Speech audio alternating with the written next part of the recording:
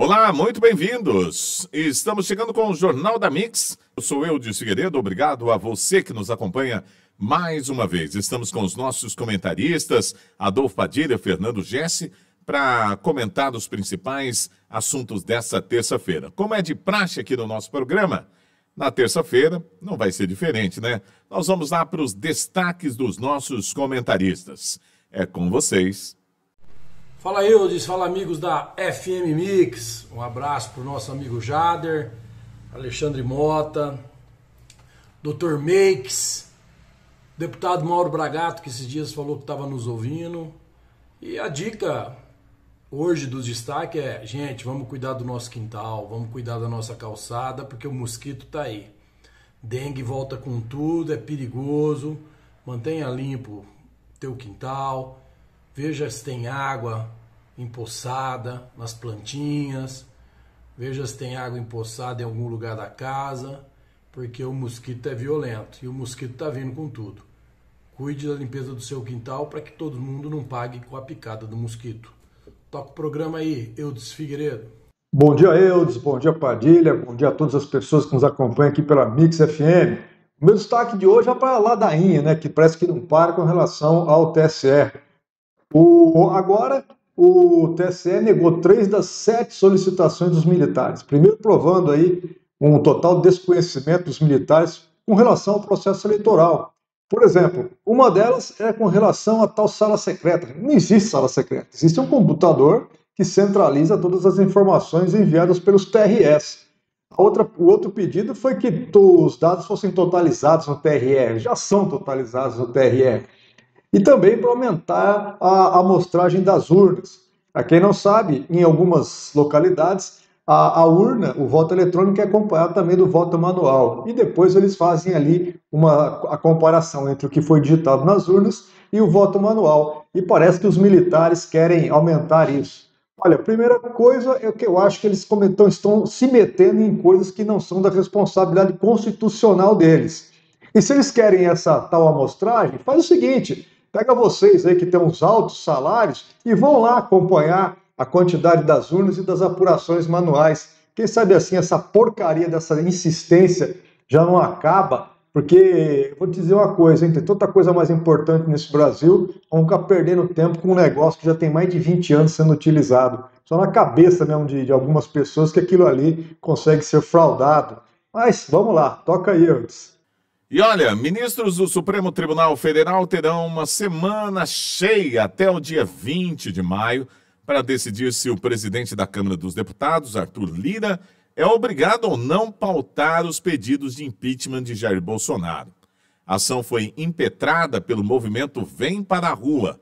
Os magistrados ainda terão que avaliar se há concentração de poder na mão do deputado. Em Brasília, a expectativa é de que esse pedido seja negado pela Suprema Corte, levando-se em consideração que essa atribuição do presidente da Câmara está prevista na Constituição. Em 2021, houve uma discussão bastante semelhante dentro do Supremo Tribunal Federal, que foi questionado sobre a legalidade do STF definir uma data para que os pedidos de impedimento fossem pautados no Legislativo. Na época, a avaliação foi de que não cabia ao Judiciário interferir em ações que são privativas do Congresso Nacional. Vamos lá com os nossos comentaristas falando sobre esse assunto bem polêmico.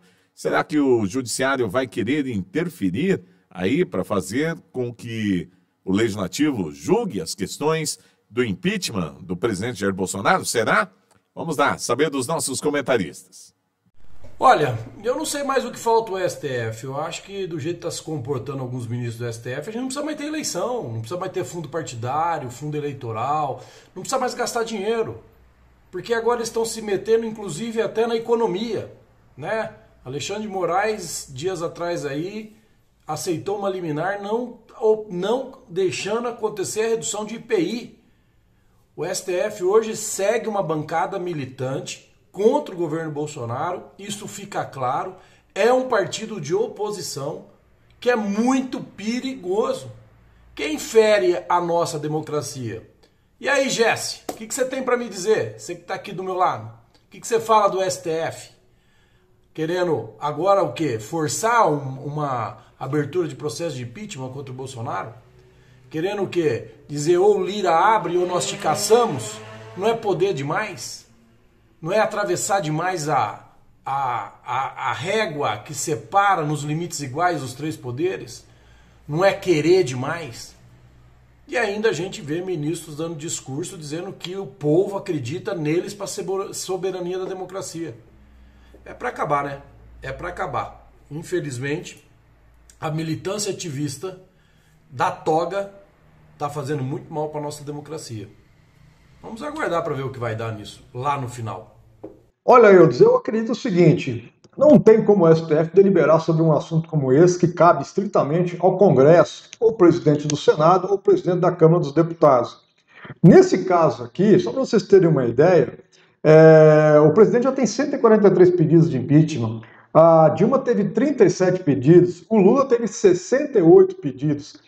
Agora, um detalhe que eu acredito que deveria ser feito, tá? Isso aí os próximos legisladores poderiam ajustar. Colocar um prazo para isso, tá? Não ficar ali ao Deus dará. Por quê? Porque senão, eu acredito que o presidente que receba esse pedido, né, nesse caso aqui, eu venho para a rua que está pedindo o impeachment do presidente. Isso pode ser utilizado até como manobra política, pode ser usado como chantagem política, ou pode ser, sabe, inúmeras formas.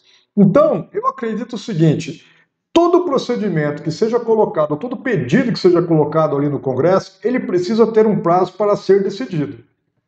30 dias, 60 dias, 90 dias, não interessa. Eu acho que seria interessante colocarmos um prazo nisso, tá? Por quê? Porque nós não teríamos esse tipo de situação aqui. 143 pedidos esperando ser analisado para se darão procedimento ou não. Agora, eu não vejo em nenhum lugar que o STF pode ter algum preceito constitucional onde ele consiga se embasar para definir que isso aqui tem que ter um prazo. Caso existisse, com certeza o presidente da Câmara já teria dado um andamento nisso, tá? Então o STF, mais uma vez, interfere ali em situações que não tem procedimento nenhum, mas fica aqui a dica. Eu acho que todo pedido que seja colocado ali no Congresso, ele precisa sim ser analisado em um prazo determinado, porque senão vai virando uma baderna e esses pedidos podem ser usados para fins não republicanos, digamos assim. Muito bem, hora da gente falar dos petistas que estão muito felizes com o lançamento da candidatura de Lula e Alckmin ao Planalto. Foi vista com entusiasmo. Dentro dos demais partidos, o clima ainda é de desconfiança. O deputado Evair de Mello classifica a união como uma agenda de desespero, um mero ato para poder voltar ao poder. Isso é um casamento de cartório, onde está se juntando o atraso da política brasileira, uma pauta retrógrada. Naturalmente, essa dupla que se apresenta é defensora pública do aborto, da invasão de propriedade privada, quer revogar todos os avanços que nós tivemos na desburocratização do país e criar uma moeda própria. É um casamento de cartório de desespero. É um abraço dos afogados, tendo em vista que ele não tem conteúdo, nem tem uma agenda para propor e para questionar, por exemplo, as ações positivas e proativas do governo federal e da bancada. E o deputado chegou a dizer que é lamentável, é tanto atraso reunido para tentar retroceder com o país, avaliou aí o deputado. O deputado Bibo Nunes seguiu o mesmo entendimento e avalia que o presidente Jair Bolsonaro tem muito mais chance agora de ser reeleito no fim do ano. Essa chapa, segundo ele, de Lula e Alckmin, ao natural, já se desmoraliza. Basta ver o que o Alckmin falava de Lula. Chamava o Lula que era o que tinha de pior no Brasil e agora está ao lado dele. Bom, vamos lá, com os nossos comentaristas avaliando essa questão importante aí, que é o lançamento do principal adversário do presidente da República, Jair Messias Bolsonaro. Bom, o Lula vem dando aí demonstrações e alguns discursos realmente totalmente fora da realidade, com discussões em pontos que não interessam para ninguém. Tanto, na verdade, eu acho o seguinte, tá? Pessoas têm medo de dizer, eu não tenho medo nenhum, vou falar mesmo. Os discursos de todos os presidenciáveis são um verdadeiro desastre. Essa é a grande verdade. As pessoas, acho que a sociedade brasileira já tem um grau de maturidade um pouco elevado, né? Avançamos um pouco nesse sentido. Ninguém está querendo saber dessa brigaiada de arma, de Tribunal Superior Eleitoral, das besteiras que o Lula fala sobre o Putin, das asneiras aí ditas com relação a um monte de coisa, vacina, mulheres, mas a pessoa não quer saber disso, gente. O que a sociedade brasileira quer saber mesmo é como que nós resolveremos os problemas que nós temos hoje, relacionados à economia, saúde, meio ambiente. É isso, tá? São esses pontos aí que o brasileiro quer saber. Agora, esse negócio de ganhar no primeiro turno, eu não sei qual que é o lado que está mais iludido. Por quê? Porque nas eleições passadas nós tivemos o Haddad, veja bem, o Haddad, hein? O poste do Lula, tá? O cone do Lula. Ele teve 45% de votos. Vocês acham que esse pessoal todo da esquerda, esses 45%, irão votar em Bolsonaro? Eu tenho minhas dúvidas, viu? Agora, é lógico que a situação do país, ela está meio complicada. Afinal de contas, nós estamos tendo aí uma inflação muito alta, uma taxa Selic muito alta e alguns discursos dos nossos presidenciáveis totalmente desconexos com a realidade. Agora, é importante, sim, nós discutirmos assuntos que realmente interessam. Agora, que nós não podemos também esquecer é a roubalheira histórica, né? Que o Lula tem, né, no seu currículo, algumas situações também ligadas a algumas falas sobre a pandemia, um verdadeiro absurdo, a inflação que nós estamos vivendo, o meio ambiente, questões econômicas, questões de relações internacionais. Eu acho que o Brasil precisa evoluir um pouco mais nas suas discussões. Infelizmente, o cenário hoje que nós temos são de discussões totalmente rasas e totalmente desalinhadas com os interesses da nossa sociedade. Essa é a minha visão. Agora, o Lula realmente, toda hora que ele abrir a boca, será uma pérola aí, deixada para a história. Eu não acho, apesar de ser simpatizante ao governo, ser apoiador do governo, eu não acho que a vitória é fácil. Mas eu acho e percebo muito claramente que todo o establishment, todo o sistema, força, juntamente com o apoio judicial, infelizmente, porque o Lula é um descondenado, né? Ele não deixou, veja bem, as pessoas se confundem. O Lula ele não foi inocentado. Ele simplesmente, com os amigos que tem, aonde tem, pegaram o processo dele e falaram, volta a estaca zero, porque não podia ser Curitiba. Depois de várias, passou na primeira, na segunda, na terceira instância, depois de várias confirmação de condenação, fizeram essa manobra para hoje nós termos o Lula como candidato. Tá fácil a eleição para o Bolsonaro? Não tá. Mas que eles estão realinhando até o discurso do Lula, visto ontem, que pela primeira vez a gente descobriu que o Lula sabe ler. Ontem ele leu o discurso. Olha que maravilha. Ele leu. Agora por que ele leu? Porque com a boca solta anda falando muita bobagem. E isso não é bom, isso não está pegando bem, né? Com a boca solta, demonstra realmente o que quer e por que quer voltar ao poder. Agora, dizer que a eleição está ganha, não acredito. Dizer que vai ser complicado, acredito muito. A gente tem que ficar de orelha em pé. E olha só, o pré-candidato ao governo do estado de São Paulo, Tarcísio de Freitas, do Republicano, que vai estar em breve aqui em Presidente Prudente, tem uma visita marcada para o próximo dia 14 agora. O seu padrinho político, o presidente Jair Bolsonaro, devem estar cruzando os dedos para que o apresentador José Luiz da Atena não desista de concorrer ao Senado Federal na chapa do ex-ministro da Infraestrutura. Como o jornalista da TV Bandeirantes tem um histórico de pular do barco, a gente já sabe disso, né? O chefe do Executivo Federal foi atrás de uma espécie de plano B. Bolsonaro confidenciou a aliados que não vai se envolver profundamente com as campanhas estaduais, mas sabe que não pode virar as costas para o maior colégio eleitoral do país. Sobretudo, quando a única vaga do Estado para o Senado pode ser conquistada por uma sigla de esquerda.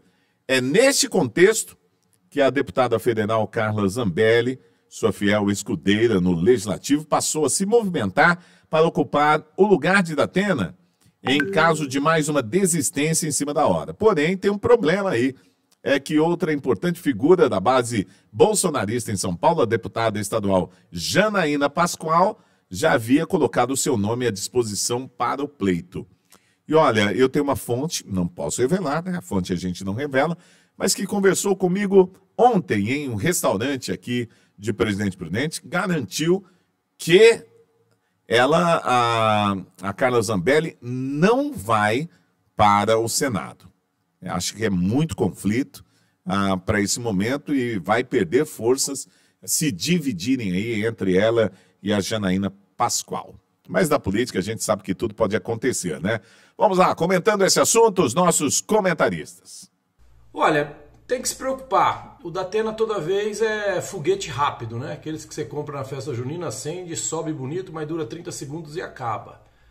O Datena tem muita coisa a perder a ser candidato a senador, a começar pelo seu belo salário na TV Bandeirantes. Então tudo é provável. Agora, entre Janaína e Carla Zambelli, para o presidente Bolsonaro e suas propostas de governo, muito melhor a Zambelli.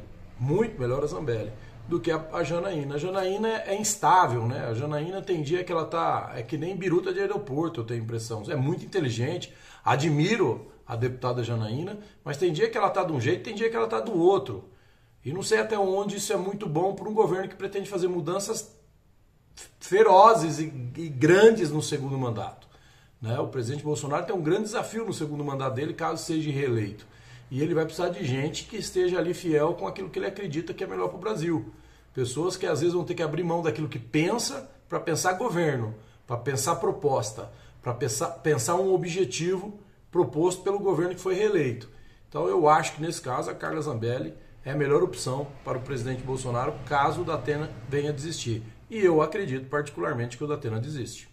Olha, algumas situações políticas nesse país são interessantes, para vocês verem. Caso o Datena desista da candidatura, ele vem ali pelo PSD, né, se não me falha a memória, ele abre espaço para duas outras pessoas dessa ala, né, ligada aí à direita, digamos assim, que é a Carla Zambelli ou a Janaína Pascoal virem a senadores. Bom, o quesito capacidade, qualidade, qualificação, conhecimento, isso aí fica tudo de lado, né? Isso aí não interessa para ninguém. Primeiro, porque o Datena é um apresentador de televisão. Quais são as prerrogativas, o conhecimento, o embasamento que ele tem para ser um senador, representando o Estado, né? Isso é um detalhe.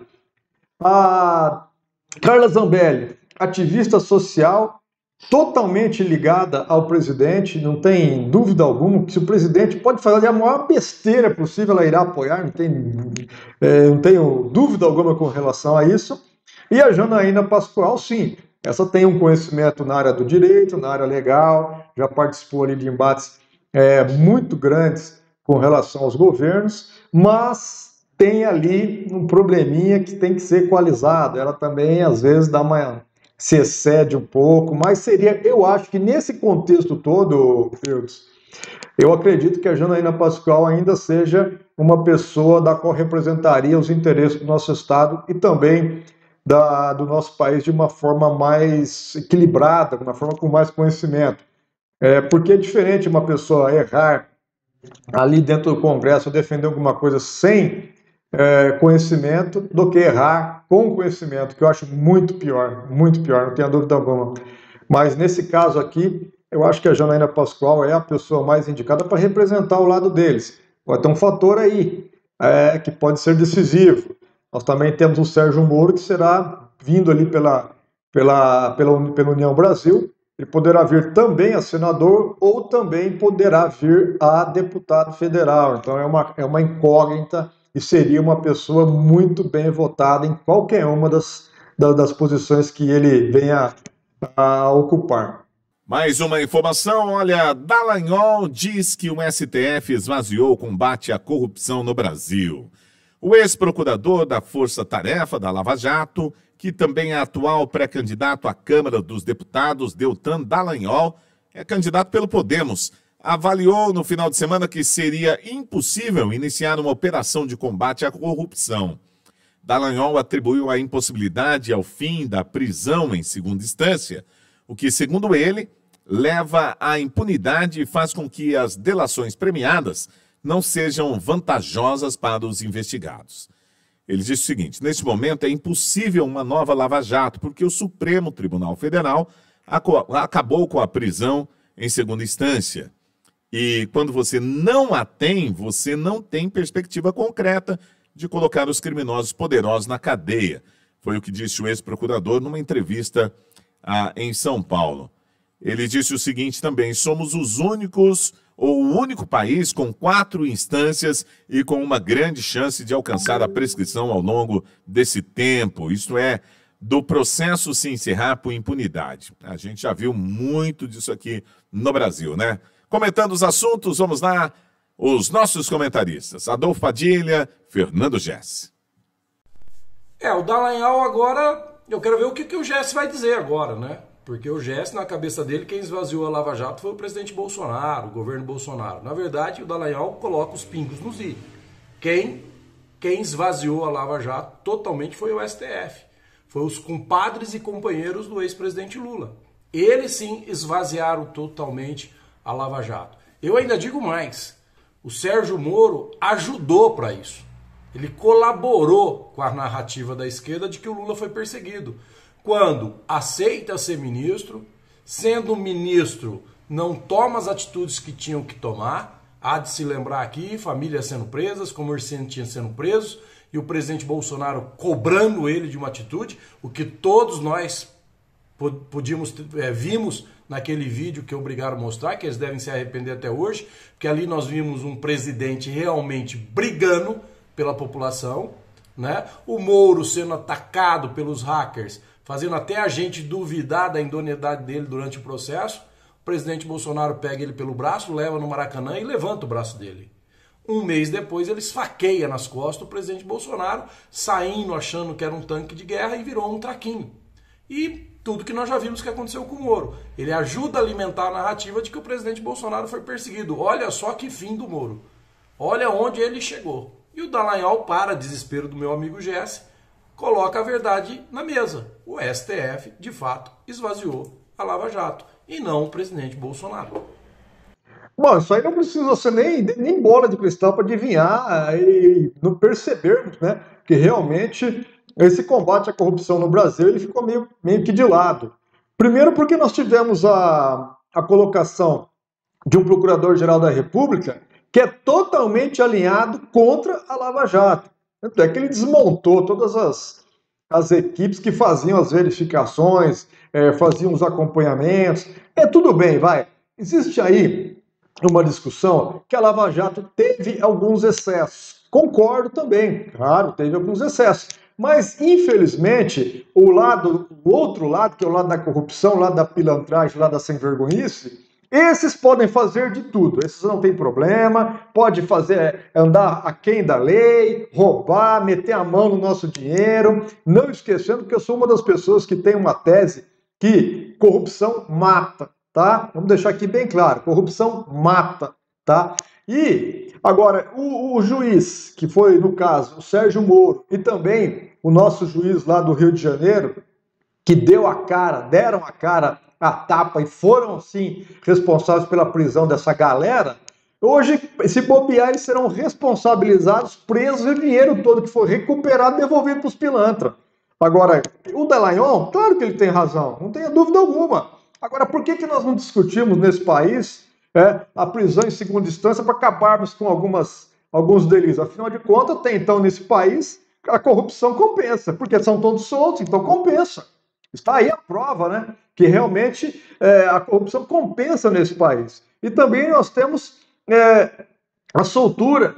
Vem cá, como é que pode um ministro do STF soltar uma pessoa que é corrupta, nitidamente ali com relações a tráfico de drogas, né? Réu confesso de esquemas de corrupção que aconteceram nesse país? Ninguém fala nada. Fica tudo normal, fica tudo por isso mesmo. Então existe um problema no nosso país. O Dallagnol é responsável por um movimento, que é o Movimento 200, que prevê aí a eleição de pelo menos 200 deputados federais de um grupo que realmente lute por pontos que são de interesses da nação. E não esse monte de porcaria aí que o STF faz, ou alguns outros também fazem, tá? Não é só lá não, é no STJ também, em alguns outros lugares, onde o vagabundo, o sem vergonha, o corrupto, está lá na sua casa, passando prisão domiciliar em suas mansões e vivendo do bem e do melhor. E o que é pior, às nossas custas. Ok, muito obrigado aí aos nossos comentaristas, vocês que ficaram na sintonia do nosso programa. Até o nosso próximo encontro, amanhã, a partir das 7h30 da manhã, na Mix FM 106,7. Valeu e até lá.